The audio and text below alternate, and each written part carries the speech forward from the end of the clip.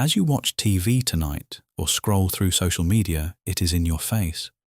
The way people on either side of the political spectrum behave towards the other. Something has changed in how people treat each other, long hidden, now in high definition. People who by every account are reasonable, who are part of a community, have jobs and families and ordinary lives, who would help a stranger in an emergency without thinking twice, have said and done things to other ordinary people that required a level of contempt that used to take years to build.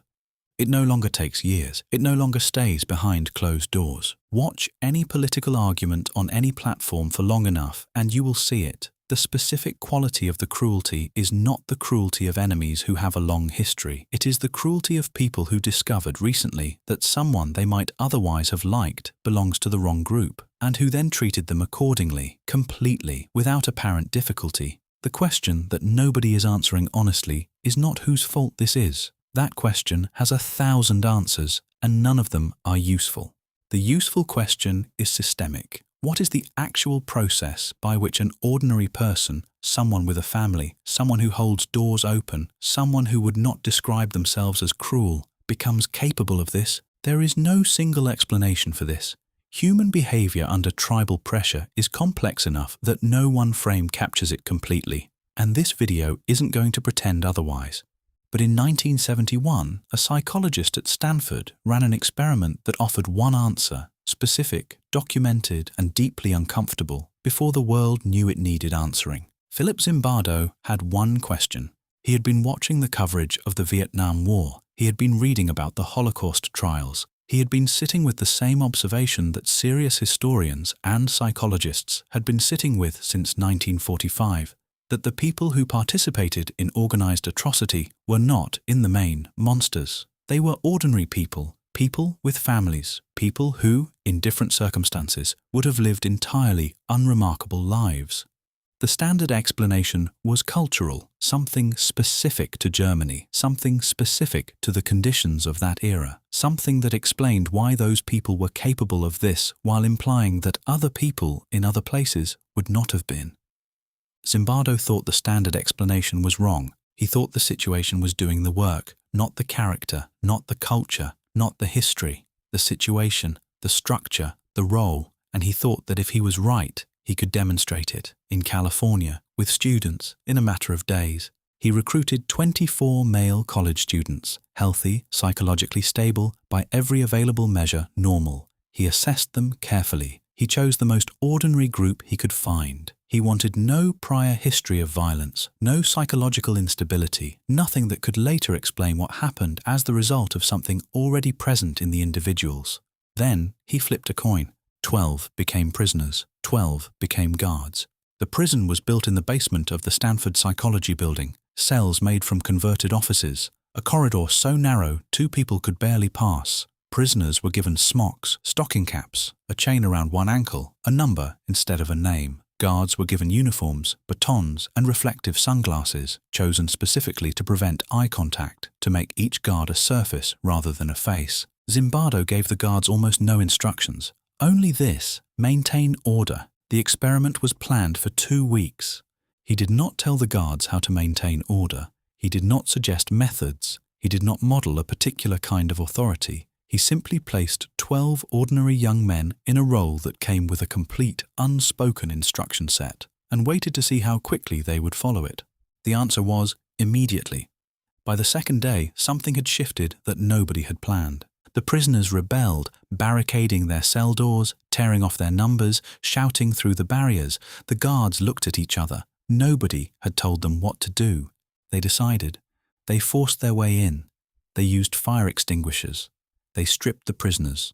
They put the ringleaders in solitary. And then, without instruction, without discussion, without anyone suggesting it, they began to innovate. New humiliations arrived daily. Counts called at 2 in the morning. Push-ups, buckets in cells instead of bathroom access. Privilege cells for prisoners who complied, shown off in front of those who hadn't. Small, systematic, inventive degradations that no one had specified and no one had to. The guards who went furthest were not the angriest people in the experiment. They were the most committed to doing the job properly. They had found a role. They were performing it with dedication. By day 4, the prisoners had changed in a way that was harder to describe than rebellion or distress. They had become passive, institutionalized. They moved carefully. They spoke in the flat, measured way of people who had learned that expression was costly. A prisoner designated 8612 broke down completely, screaming, crying, unable to stop. Zimbardo watched and concluded he was faking. It took hours of obvious distress before he was released. By day 5, a graduate student named Christina Maslach visited the prison for the first time. She watched a line of prisoners with bags over their heads being shuffled to the bathroom. She turned to Zimbardo and told him what she saw. He couldn't hear her at first. This is worth a pause. The main researcher, the one with the hypothesis to test, the one who was supposed to stay outside it and watch, couldn't see what was happening anymore, even though seeing it was his job. She was the only person out of approximately 50 outside observers who objected. The experiment was stopped on day 6.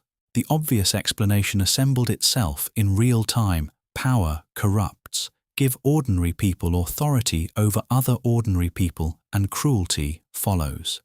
This is the lesson most people take from the Stanford experiment, and it is not wrong. It is incomplete. The guards did not become cruel because they had power. They became cruel because the role told them what cruelty looked like, and they followed the instructions. Nobody handed them a manual. But they didn't need one. Years of films, television, books, and news stories about prisons had already given them a working idea of what a guard does and what a prisoner is. The instructions were already inside them, absorbed long before the experiment began. The role didn't have to be taught, it only had to be activated. This is a more disturbing finding than power corrupting. Power corrupting implies that something in the person was activated by the authority. What Zimbardo actually observed was more specific and more transferable. The role provided a complete behavioral template, and the people inside it followed the template without examining it, without choosing it, and without knowing they were following anything at all. They thought they were just doing the job. The guards who went furthest were not sadists. They were conscientious. They were being good guards by the logic of what a guard was supposed to be. The role had its own internal consistency. Once you accepted it, the behavior followed automatically. Now watch what is happening politically, not the policies, not the arguments. The behavior of ordinary people toward other ordinary people who have been assigned to the opposing role. The structure is identical. A person joins a political tribe, sometimes through genuine conviction, sometimes through geography, sometimes through family, sometimes through the algorithm deciding what they see for long enough that the tribe forms around them without deliberate choice.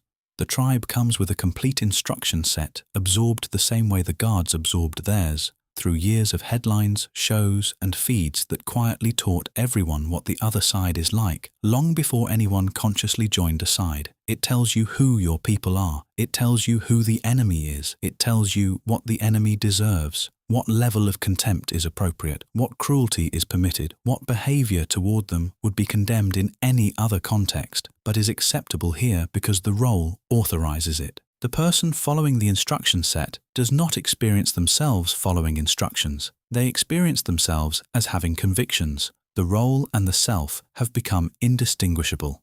This is what happened in the Stanford basement in 6 days. This is what is reaching a crescendo across the political landscape right now.